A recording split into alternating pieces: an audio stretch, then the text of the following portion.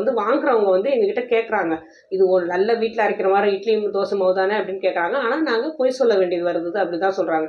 அவங்க என்ன உண்மை சொல்கிறாங்க அப்படிங்கிறத கவனிக்கலாமா? இட்லி தோசை மாவில் நல்லா புசு புசுன்னு வரத்துக்கு சோடா உப்பு கலக்குறாங்களாம். அதே மாதிரி நல்ல வெள்ளையாக வரத்துக்கு சுண்ணாம்பு கலக்குறாங்க. அப்புறம் இட்லி தோசை மாவு வந்து சீக்கிரம் புளிக்கிறதுக்கு ஈஸ்ட் கலக்குறாங்க. இது மூணுமே நம்ம வீட்டில் செய்ய மாட்டோம். வாரத்துக்கு ஒரு முறை கொஞ்சம், அதாவது பெண்களாக இருந்தாலும் சரி ஆண்களாக இருந்தாலும் சரி, அதுவும் குழந்தைக்கு கொடுக்குறோம், நம்மளும் சாப்பிட்றோம்.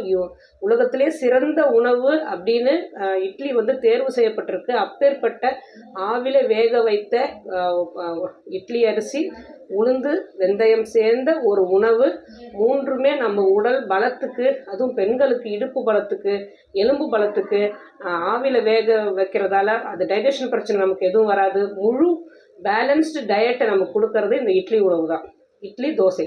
பிறந்த குழந்தை 6 மாதம்